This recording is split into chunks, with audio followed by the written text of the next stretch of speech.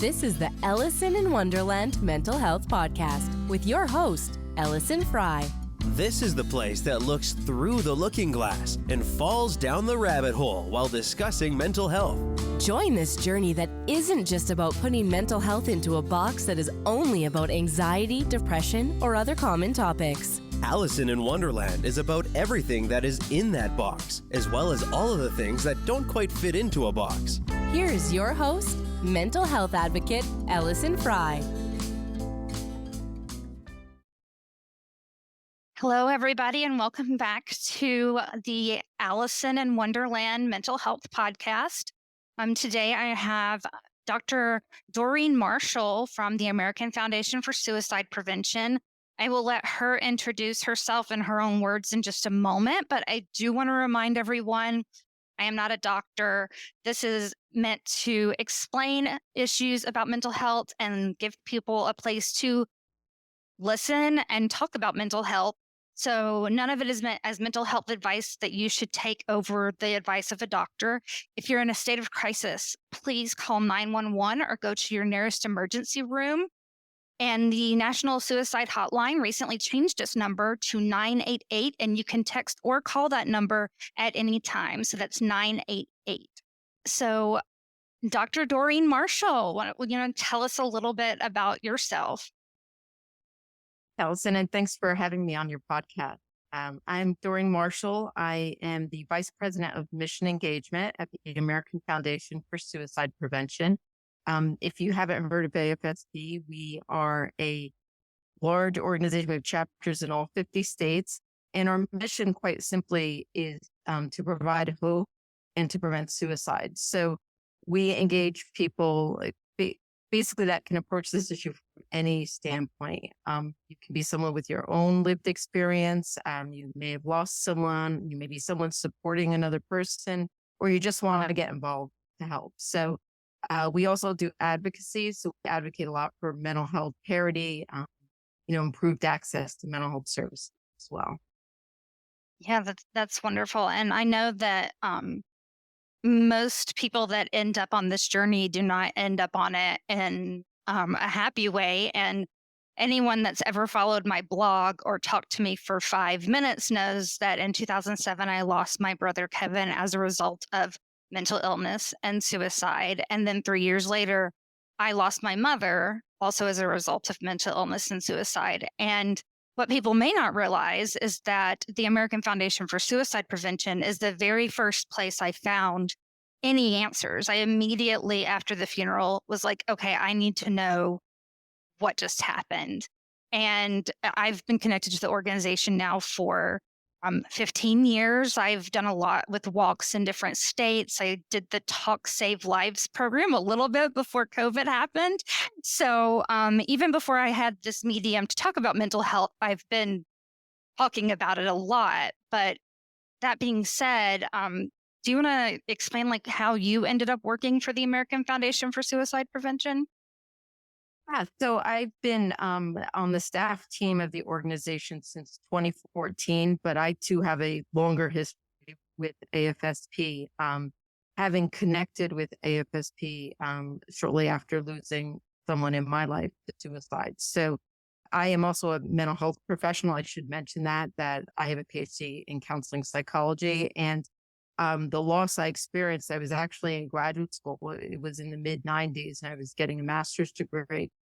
And I was surprised then how little I knew about suicide and why this happens, in addition to just personal impact, which I know, Ellison, personally as well, that, there's this need to understand, why does this happen? How does this happen? And I think in that process, it kind of guided me toward, not only organizations, but also people. There's a lot of people that are in my life right now because of the work I do. And, I just think it's a journey for all of us, but I learned a lot more after he died than I knew about suicide before he died. Yeah, absolutely. I did not even realize that I grew up in a home with mental illness. I was an adult before I even knew that was what was going on when I was a kid. It's interesting, but definitely wanting more knowledge. And that's really always been the way that I have kind of talked about this. I know that I've done the Out of the Darkness walk and I'll share it. And I never really try to solicit donations because I'm really terrible at that. But I'm like, you don't have to donate. Just go read my story because I'm just trying to reduce stigma. I'm just trying to raise awareness. And so, I mean, obviously some people would donate, but I'm just terrible at that. So I think that what's really interesting is kind of the way people talk about suicide and even myself. So I've, read all of the information. I've gone through the training for the Talk Save Lives program. And then yesterday I was a guest on someone else's podcast and they were like, well, what signs were there that you missed with your brother? And I just kind of went blank. I was just like, and I'm like, I've been talking about this for 15 years. So I think that's a really good place to start. What would you say are the things that people should really look out for, pay attention to? Yeah. Well, and before I say that, I do want to kind of maybe put in the caveat that I think most of what we understand about signs is looking back. So, there's a way of kind of understanding suicide called psychological autopsy. And what that means is they interview family and friends after someone has died to understand kind of what was happening with the person before they died. And so I say that because that, in addition to some other research, has really led us to understand kind of what we think of as warning signs. But I certainly don't share them with any thought that anyone who has lost someone should have seen something, right? Because Absolutely. it's complex than that. And I think it can be hard looking at someone and putting it in the context because no one wants to believe they're going to lose someone in their life to suicide. I also found when I was doing that, and I didn't call it psychological autopsy, I basically interrogated everyone in my life that had any contact with my brother. I realized that I had to stop because there was too much blame I was putting on other people and on myself for very tiny pieces of a really big puzzle. And we would have had to all sat down and had this conversation to know what was going on. So I those what ifs, they'll drive you crazy. But yeah, psychological autopsy, I guess that's what I did. Yeah, often, I think loss survivors do generally have a need to understand why did this happen? Because for many people, they may not have had all of the information of what was going on with the person. In fact, I don't think any of us have all of the information that goes on with any other person. When we think about kind of warning signs, some of what we look for, we tend to categorize them as, in 3 categories: talk, behavior, and mood. And in talk, what we're listening for is an indicator of hopelessness or an indicator. Sometimes people talk directly about suicide or wanting to end their life, but often it's more kind of veiled where they may say, what's the point in going on, or there's no point in any of this. There may be kind of a statement of hopelessness or not planning to kind of see a future.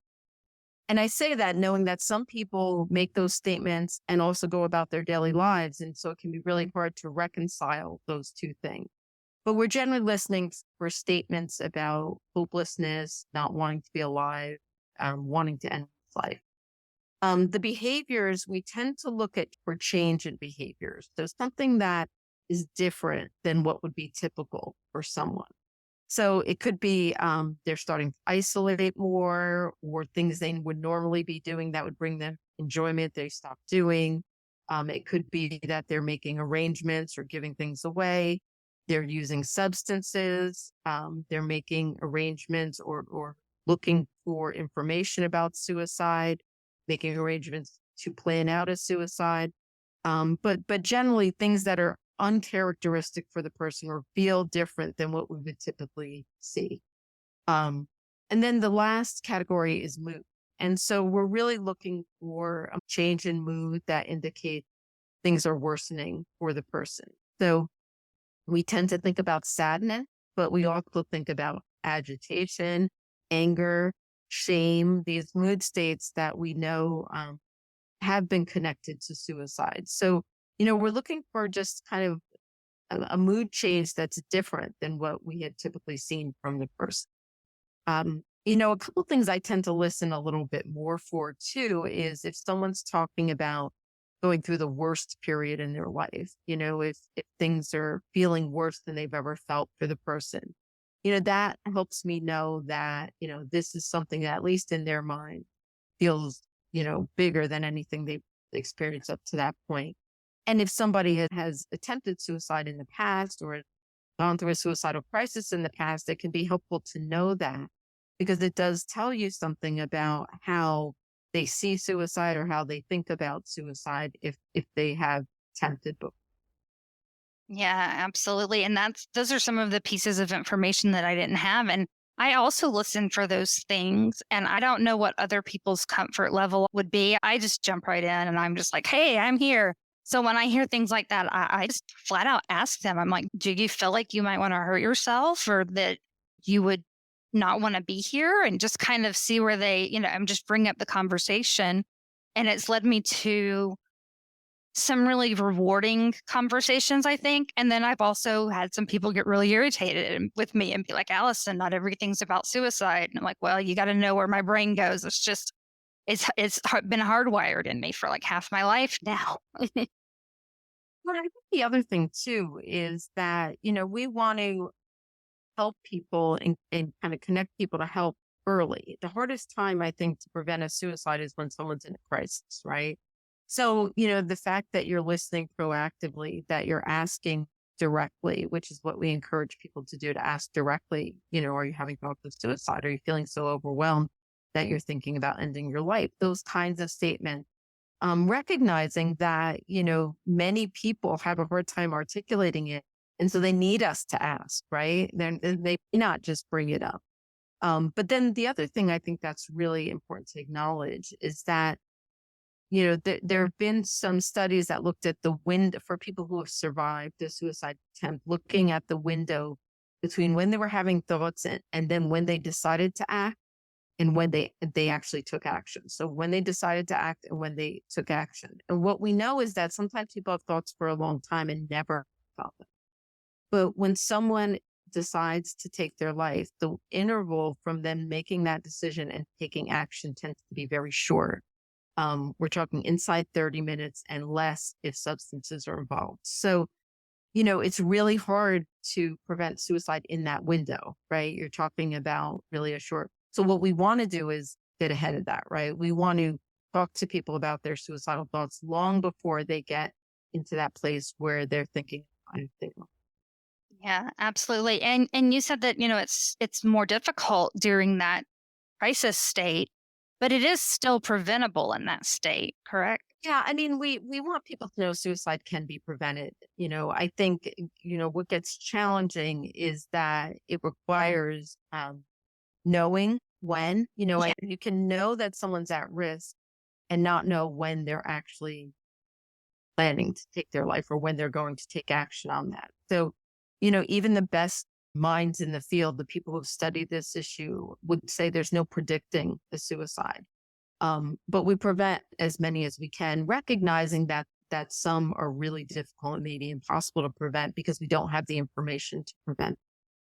You talked about the change in people and, the way that they talk and their mood.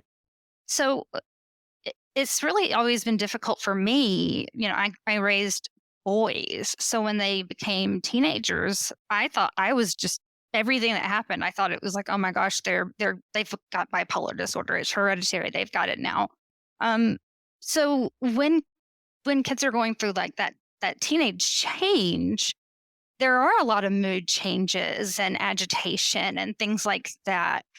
Is there any kind of a way for someone to really know what is completely out of the normal for someone that's going through puberty and they're just absolutely changing anyways? Well, I completely understand. I have a teenager at home, so I get this is the time of their lives where things are changing rapidly for them. It'd be hard to know what is typical of them. It's not because they're trying on lots of different things at this stage in their life. I would say that I think one of the things you said that feels really important is, knowing your family history around mental health and knowing what vulnerabilities you might have as individuals, but also as a family around mental health. And the way I see it is it's just like you would around things like diabetes and heart disease, right? That the more information you know about those kind of risk factors that exist, the more you can kind of proactively take action. So, if I were, the teen years are hard to navigate. I just said to someone yesterday, you spend all the money in the world to go back to a teenager. It's a hard time. Your body's changing. Your mind is growing. You're in different peer groups. It's really hard. And so I think proactively taking steps to have these conversations, to letting them know that there's nothing you can't figure out together, that there's help out there, that even in the moment, if you don't know how to get the help, you're going to help them find it. Proactively having those conversations, whether they ever tell you they're thinking of suicide or not, can be really important, because we know, given surveys of high school students, we know that, of any classroom, you are going to have a group of students who have thought about suicide, and even some who may have attempted suicide in the preceding years. So I think just proactively having those conversations, and also proactively having conversations about mental health, about emotional expression, about those things that, we don't always get all the tools we need going into adolescence. So really making that kind of a mission to make sure they know where there's resources, how to express, how to ask for help. It's a big one too. And I will say one other thing really quick. We have a campaign we worked on with the JED Foundation called Seize the Awkward, SEIZE, THE awkward, right? .org. And it really is targeted at having those conversations during the teen and early adulthood years. Yeah. I know that my experience parenting is probably very different than other people's, because I talked about it a lot. And I mean, I have other people in my family that were like, we're not going to say what happened to Uncle Kevin, because of the myth that talking about it implants that into their mind. I went the other direction. I was like, we talk about it all the time. There were times where my kids were worried about their friends, and I intervened and, talked to their parents, or if I didn't know their parents, I'd go talk to the resource officer, and we had some really great outcomes with that. So we were obviously very open about mental health, but there were a lot of people that disagreed with the fact that I would talk about that, worried that I was putting the thoughts into their head. But that's one of like the common myths about talking about suicide. Absolutely. Yeah. In fact, I'd say it's one of the biggest myths that as a society, we have to find a way to overcome. Many people believe you can't even say the word, let alone ask the question without putting the thought in someone's head. And that's not true.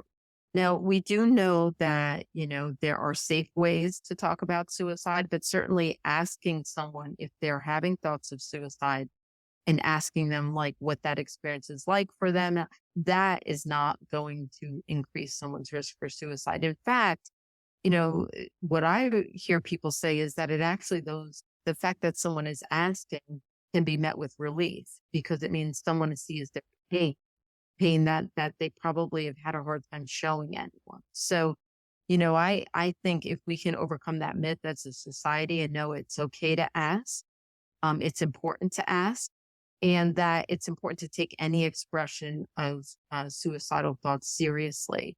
The other prevailing myth I hear is people talk about, well, don't people just do this for attention? And the reality is they do it because they're in pain and they're hurting. And that needs attention. So it's important that we take it seriously when people express that they're feeling suicidal or having thoughts of suicide. I've always felt like that people do try to get attention in different ways, but if that is the way that someone's trying to get attention, that is still very serious, because it's dangerous. When their mind's going to that place, definitely means that we need to pay attention. Give them the attention. It's not like, oh, well, they're just trying to get attention. I hate when people say that about anything. Allison, your hair is pink. You're just trying to get attention. It's interesting. We did this. We did a Harris poll. We partnered with some organizations to ask the public about perceptions about mental health and suicide prevention. And one of the really interesting outcomes of that poll was that people saw mental health is equivalent to physical health. So we are a society that's really starting to understand the importance of mental health. And most people said they would do something to try and prevent suicide if they knew someone was suicidal. But the interesting piece was that the respondents said but we don't always know what to do, right? Like we want to help, but we don't always know what to do, or we don't feel like we have the tools to help. And so that's why organizations like AFSP and many others are really trying to equip people to have these conversations and like tell them it's okay. You can ask someone directly and give them the tools to do it because, people want to help, but they don't know how to bring this up. How do you talk about it? And I love what you said about, I tell parents this quite a bit that if you want to know what's going on with your child, ask them what's going on with their friends. Ask them if they're worried about any of their friends. You really get a window into what they're experiencing. And that can be a lead into also asking them if they have ever struggled or have gone through. It is interesting. I talk about my losses so people know. And I've had a lot of people come to me and say, oh, I'm worried about this person or I'm worried about that person. And I'm in that same position where I'm like, I don't know. But so I have had instances where, someone from California that knew me called and they were really worried about their sister. And I called the suicide lifeline with them and we figured out what she needed to do from the other side of the country with her sister that she was worried about. And then when COVID took everyone remote, I'm not sure if everyone realizes this, but psychologytoday.com has all kinds of mental health providers listed, and it talks about their different specialties, and you get a little bio about them. And so I sat there with someone, that I worked with remotely, also lived a few states over, and we sat and found a doctor that would see him right away. And it's those things where it's like, okay, I know you need help. The way I can help you is by trying to help you find help. I think that's the way to do it. I will help you find whatever help you need. And, if we think about this, when someone is struggling, when they're in the midst of a crisis, it's hard for them to think clearly and put the steps together. So something that might seem, not very difficult for someone who's not in that kind of pain is often what they need help with, right? They need somebody to be willing to help them find a provider. You may think, well, can't they just go online with themselves? Just putting kind of those steps together can feel really hard and arduous for somebody who's in a suicidal crisis or in that level of emotional pain. So it's really important that we reach in, right? That we want them to reach out, but we also need to reach in. And like you said, we're not going to be, if we're not mental health trained, we're certainly not going to be their therapist, but we can help connect them to someone who's trained to help them. The same with the 988 number. A lot of people don't realize we now have a 3-digit number that you can call anywhere in the country and you can get a trained listener. And text, which is great. Right. And making sure people know that because that's not common information. We've done a lot to get the word out, but I'm sure there's lots of people who don't realize that's a resource that's available and free. And it really is helpful. It's still run by the same organization, I believe, as the suicide hotline. Yeah. So the infrastructure is still the same, that it's run through the same. In fact, I think if you dial the old number, it'll get forwarded. Yeah, I remember the little logos with the green phone number, and I feel like it's the same organization. Yeah. And so I have called them and helped find people to help with resources. So I think that it's important for people to know that it's not just for people that are in crisis, it's for people trying to help people in crisis. Absolutely. And it's a network of crisis centers across the country where, the investment now was to change the numbers so that it's easier to remember and dial, but also to help train and expand what I think of as the crisis workforce, so the people who are going to respond. So I think what we're going to see in the upcoming years is just these resources getting better and better and being more accessible. Because what happens now is if you dial that number, it gets routed to the closest crisis center based on area code. But if that crisis center is overloaded, then it goes to somewhere else. And so we're really trying to build that infrastructure and make it even more robust. But it's a working system. It's worked for a number of years. Now we just want people to know there's an easier number to dial. Yeah, absolutely. And it's actually on the website now, but I'll make sure it's also on the bottom of the video and it's at the end. But I was very happy when I started seeing the post that it was changing to that number because I was like, oh, great. because I still had the little business card in my wallet that I was given years ago that had the hotline number on it. And so now I'm like, hey, I know what it is. I know the number. Yeah. And what you said is absolutely right. You can call if you're concerned about someone, you can call to get information. So it's a number for people who are trying to support someone too. I've even made the call with someone. I said, hey, let's call together, and you can do that. So, yeah, if you're not familiar with that, it's now 988, and it's a resource really for all of us. Um, and, as you know, Allison, once you've had this experience and been public with it, you hear from other people who either know someone who's struggling, who've lost someone, or are struggling themselves. I think that people people don't hear a lot of people talking about suicide. 15 years ago, really, they didn't. And I'd be wearing a suicide prevention shirt, and people would come up to me in the store and be like, I lost my uncle and I've never talked to anybody about it. And that made me become more vocal. And then and over the years, as I've learned more about my own mental health, I'm probably the most open person about my mental health than you've ever met, because it does seem to lead conversations to where other people feel comfortable with being able to have someone to talk to that they can relate to. They feel like their information's safe with, because, I've been through a lot of it too. Yeah, just you being vulnerable and sharing that, I think it empowers people to say, if she can share, I can share. I can share my struggle too. Yeah. And it's very helpful to share. And I understand why, like, even when my brother first passed away, I didn't know what to tell people. I told the people at work, like, I was like, but my boss knew, but I told her not to tell anybody else. And it was a few weeks before I was like, okay, this is what happened. And it was also, I probably researched AFSP.org earlier than most people do in this journey of their grief. But it was then when I started to learn, there are certain ways to talk about it, and there are words you don't want to use and phrases you don't want to use, and you don't want to romanticize things. But it was after I learned those things, because that's just my nature, that I then was comfortable saying what happened, because I just didn't, I didn't even understand what happened. There was no way for me to put in words what had happened. So, but I think that's really interesting too. So, like, AFSP is there to reduce stigma, to study, to get information into schools and things like that.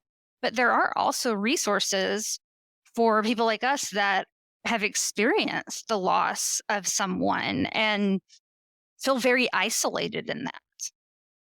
Now, we have programs that are geared toward suicide loss survivors, including a program called Healing Conversations, which is what I think of as like I think of it as a peer-to-peer program. But the idea is that someone who is more newly bereaved, or really has not ever reached out for support, they can be connected with somebody who's a trained volunteer who's also had a loss. And we do try to pair people with losses that have been similar.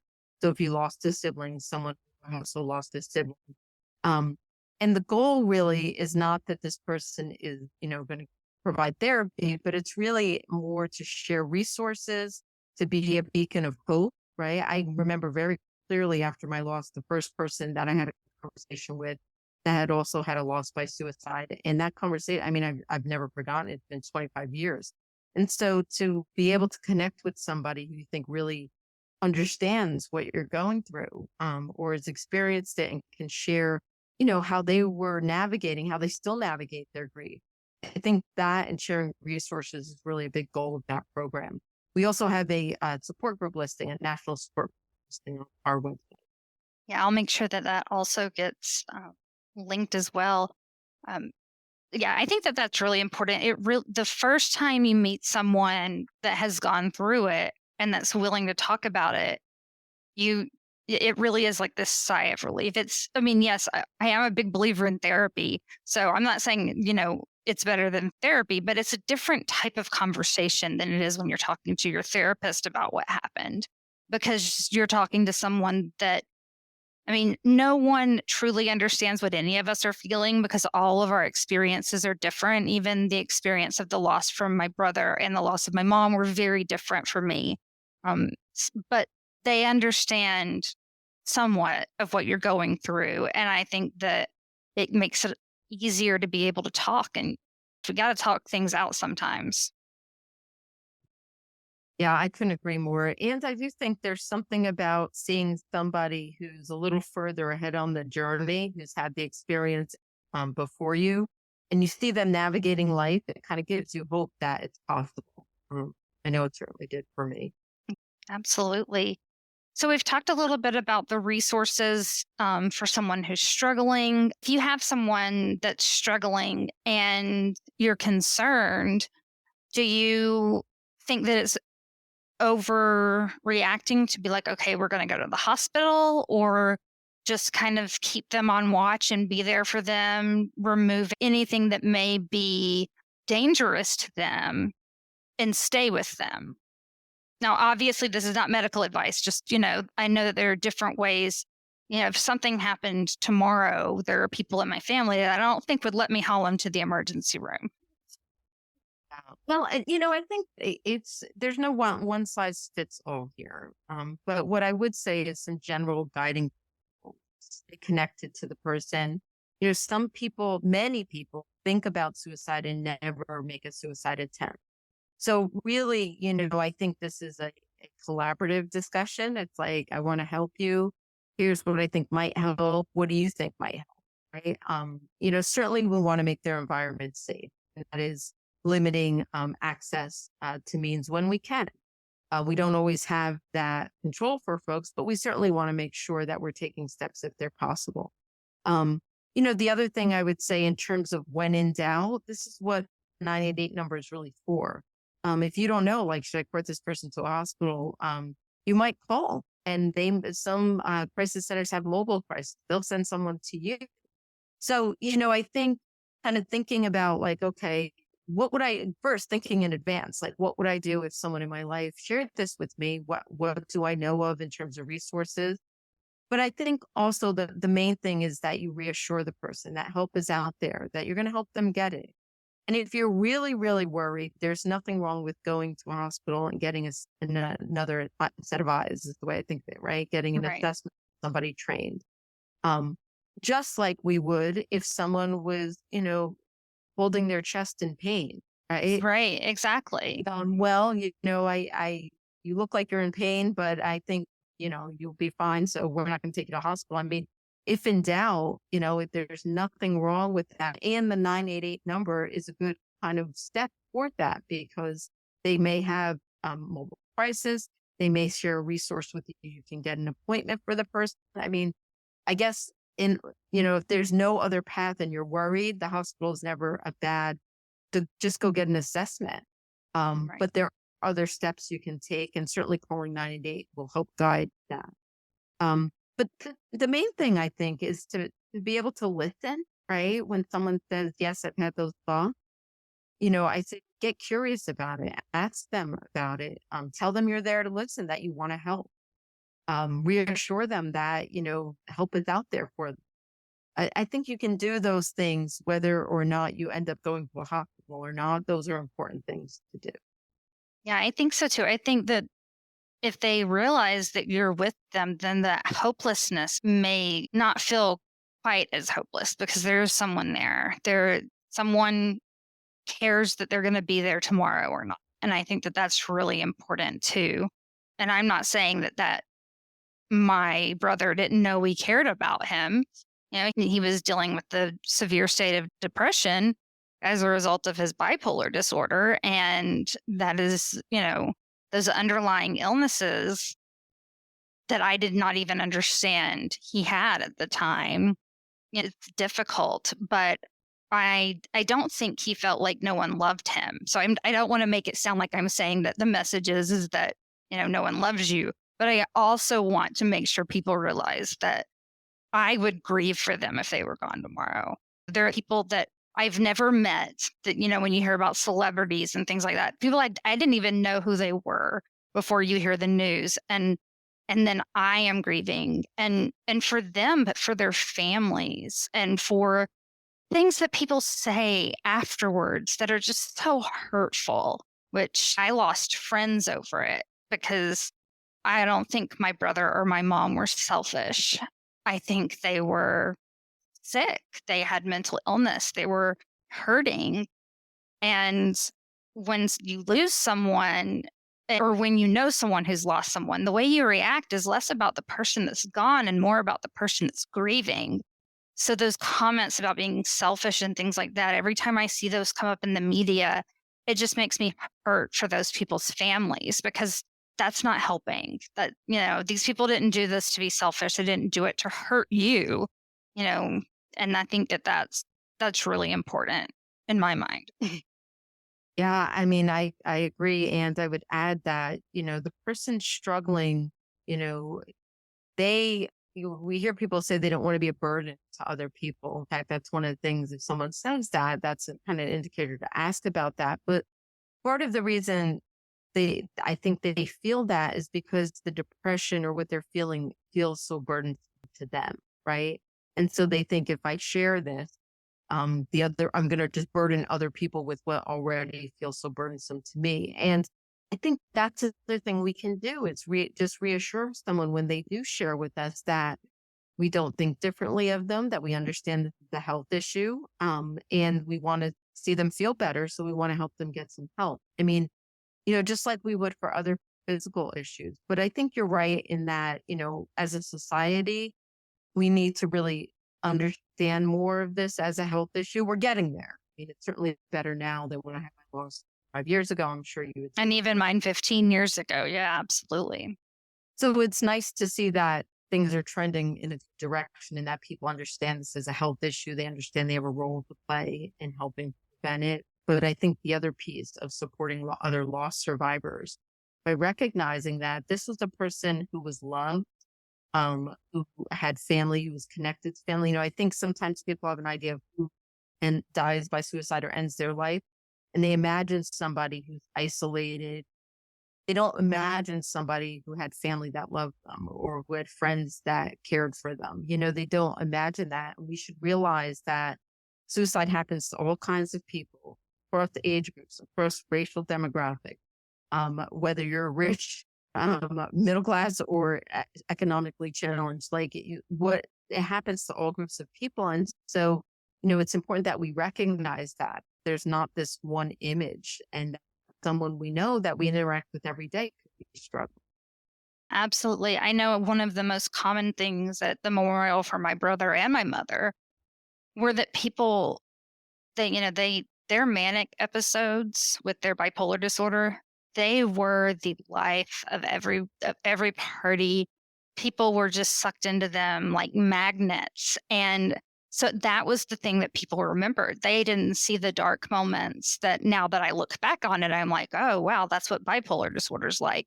But that was the side that everyone knew about. And I remember people just like, Kevin was the greatest guy. He was so much fun to be around, all of these things. So they were very surprised. It's not what, as you described, like people picturing like the loner over there. Well, there may be people that are in that state, but then there also may be people that are the life of the party, and you don't see what happens when they're not in the middle of the party anymore. I think a lot of people felt that when Robin Williams died, for example, or Anthony Bourdain, or folks that, from our image of them, in the media, and, we saw someone that did not fit our typical picture of what it might be like for someone who's struggling. And I like to think that, seeing that, and also seeing people, who are influencers in entertainment talk about their own struggle, and people realize like you can have somebody who can function in the world and still be in a lot of pain, that those two things are not mutually exclusive. And sometimes people hide their pain, and they do seem like they're okay in some moments and they're not. So it can be really confusing. I mean, I imagine, Allison, I know part of my own experience is like reconciling what happened with the person I knew and trying to kind of make those things fit. because I do think it's really, even when you know someone has been struggling with their mental health, it can be really shocking, but not surprising, right? Like just kind of trying to reconcile. You understand on some level how this might have happened, but it also, there's times when I think about it and it doesn't really fit with the person I knew either. Yeah. I think that my biggest thing is that we're a very feisty family. And so the one thing that gets me is like, how did you get to a moment where there was no more fight left in you? Because that, you know what I mean? And that's the thing that I struggle with sometimes. And I honestly, I worried about my own mental health. So I was like, oh, my mom's bipolar, my brother's bipolar. You know, when I was um, first seeing a psychiatrist after Kevin died, they gave me mood stabilizers instead of antidepressants because they needed to make sure I wasn't bipolar and I wasn't going to take something that would, you know, be dangerous for me. So yeah, it's that fight. Like I never had those highs. So my lows were never as low as theirs. So I think that's why I can't quite get to the point of where the fight's not in you anymore. And I'm not blaming them for that. I'm just saying that's the part that, because I've never been in that state, that's the part that I can't completely wrap my head around. Yeah. I can understand that for sure. I think this is part of, I think, the journey we go on with grief is really trying to kind of somehow understand this, even though we know we'll never have all the information that we needed or what was actually happening in that moment inside their minds. But it's trying to put the pieces together enough so that we can say, I think I understand what happened and here's how I can go forward in grief. And I always tell people when they're grieving, it's important you grieve the whole person. So not just the part of them that was great, but the part of them that, bugged you constantly, or the part of them that you really were annoyed by, like to grieve the whole person, because that's what human relationships are. They're messy. They're the good, they're the challenging. And sometimes I think it's hard for people to see the full picture of their loved one. But it's important that we don't, it's okay to wish that it had been different or wish they had reached out. Sometimes I think people are afraid to feel those things, but it can be really important to just acknowledge. And I would say that the one feeling I think some loss survivors do feel really guilty when they have is relief. And it's not that you ever wish this as an outcome. It's relief that the person is not suffering. Particularly when there's been a long trajectory of mental health where you've seen the person really, really struggle, there can be this relief that they're no longer in pain. And that's a complicated feeling for a lot of loss survivors, because they think if they say, I'm glad this person's pain is over, that somehow they don't feel devastated by the loss when they do. And so I did want to mention that, because I do think that the feeling that even sometimes as loss survivors, we stigmatize ourselves around feeling some. Yeah, and it is interesting how the grief journey can be so different, and really thinking about those things. I know when my brother passed away, all of the bad moments we had were not in my mind. And when my mother passed away, all of the bad moments that we had were the things that made it easier for me to go through the process and not make my siblings have to deal with organ donation and life support and cremation and the memorial. And it was a couple of years after she passed away that the good times started coming up into my mind. So I thought that I had just become a much stronger person after Kevin died, because I completely broke into a million pieces. And then I did all of this work and I went to school for psychology. I wanted to learn as much as I could. And so what I thought when my mom passed away was that I'm stronger and that's why I'm not falling apart. And really, it took me some time to get the distance to see what issues we had were related to her mental illness. And then also remember the happy times. And I grieved really hard 2 years after she passed away. So, I mean, it's interesting that you said that, because I experienced it both ways, with only seeing the good in one and then with only seeing the bad in the other, and then it gradually changing. Yeah, I mean, that's probably maybe the biggest takeaway, right? That no two people grieve the same, but no person grieves the same. You Yeah.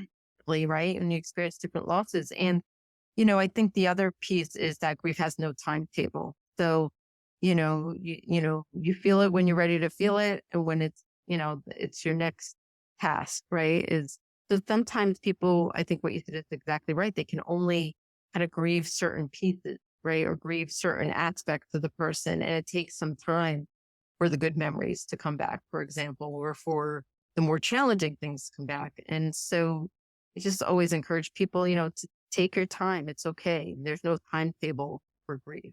Yeah, I think that's really important. I think that people are like, well, there's 5 stages of grief. When are you going to be done with them? And I'm like, because the thing is that I could have a very happy, wonderful moment. And in that moment, grieve the fact that my brother's not there to share it with. So there's not like stages and then you're done. And I think that that's like, even in those super great moments where I'm like, hey, I moved to this beautiful farm. I can't imagine what my mom would think of this farm in the mountains of Kentucky, So it's one of those things that, you definitely, and I'm not saying you don't get better. Those really terrible moments, you do, you learn to have a new kind of life. I'm a different person than I was 15 years ago. Time does that usually, but the loss of my brother had a very profound impact on me. And I did grieve very, very heavily for him. But then I do have moments where I just small moments of grief of, wow, I wish that, my mom had seen my kids graduate high school and things like that. And I think that it's important for people to understand that, they're allowed to grieve for as long as they need to, even if that's their whole, the rest of their life. And also for other people to realize that it's okay for people to grieve past whatever stages that they've heard you have. There's a saying, I'm probably going to get it wrong, but they talk about how um, your life expands around the grief, right? Or like Mhm. the grief. So you find ways to go on living, incorporating this as part of your life story, part of, the things that have happened to you. And so it's not a task to get done, right? That Right. steps and I'm done. It's more that, your life and your experiences kind of, this becomes part of that whole story of life experiences that we all have. And this is a tough one. But it doesn't mean that you grieve at the same intensity forever either. That's the thing I tell people Right. is changes in intensity. It also changes. You may feel differently about things. You may be really angry now, but at some point you may not feel angry. So, just kind of recognizing it changes. The intensity doesn't stay the same, but also that the task, if there is one, is to really make this part of the things you've experienced in your life and to kind of go forward in that way versus it's something you have to finish. Yeah. I mean, all of it's really great. It's great to talk to someone that like such an expert in this area and knows about all of the research that's going on. I feel like I can only keep up with so many pieces, and then I'm like, oh, there's this other thing, and it's very exciting to know that things are progressing so much. And I know that social media and podcast and this constant connection has negative effects on us as a society. I do think that it's given a lot of us more of a voice about these issues. So, I can definitely see things that have come out of way too much social media exposure. But I do think that it's this connection that everyone has helped us to get to the point where people realize that mental illness is physical illness. If you treat diabetes, you also treat bipolar disorder. And I think that it's really good that we've gotten to that point with all of it. Is there anything else for the listeners or for me that you think would be really helpful to take away from this, that we didn't cover? I think we covered so much. I certainly want to give a plug for AFSP. If you don't know, AFSP please check us out. We have chapters in all 50 states, and our website is afsp.org. There's lots of good information, both on suicide prevention, but also suicide law. And I think the last thing I would just say, maybe just in closing here, is that, you will have someone listen who might be struggling right now. And, what I would tell that person is that your life matters, that there's help out there and there's hope out there. And even if you can't see it right now, there are people who can help guide you to it. And resources like the 988 number and trained professionals. This is how you start on that journey of healing, of getting support. Because I think I wouldn't want anyone who's struggling right now to hear two loss survivors talking, feel shame about what they're experiencing. So I just wanted to say that we see your struggle, and that your life matters. And the help is out there, and taking the first step, calling 988, reaching out to a mental health professional. It's the most important thing you can do. Just like a physical health issue, we want you to reach out for that kind of professional support. Absolutely. And in the organizations I love tab on the AllisonInWonderland.com website, there is a big logo for afsp.org. I will also link it for this episode. And also the Out of the Darkness walks, if no one knows about those in the areas, there is an annual walk where you can get together. I have a minor heart condition, so I don't walk. I just go and hang out, or go and hand out shirts.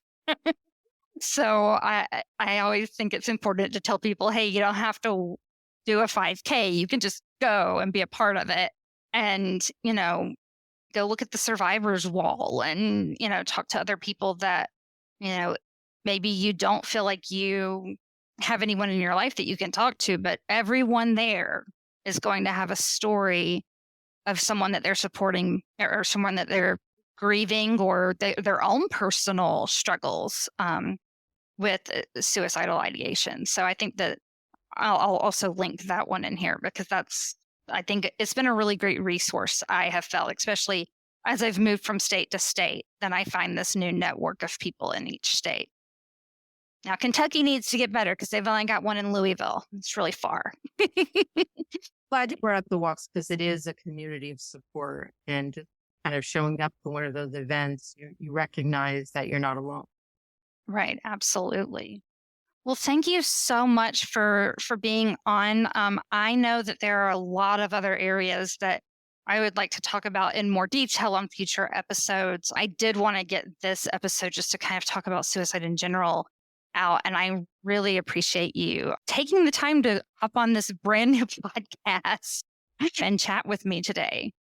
Well, thanks for having me. You're doing important work. Well, thank you so much. Thanks for listening. If you enjoyed this episode and you'd like to help support the podcast, please share it with others, post about it on social media, or leave a rating and review. Also, remember, this show does not contain medical advice that you should follow without speaking to your doctor. If you or someone you know is in crisis, call 911 or go to the nearest emergency room. You can call or text the Suicide and Crisis Lifeline at 988.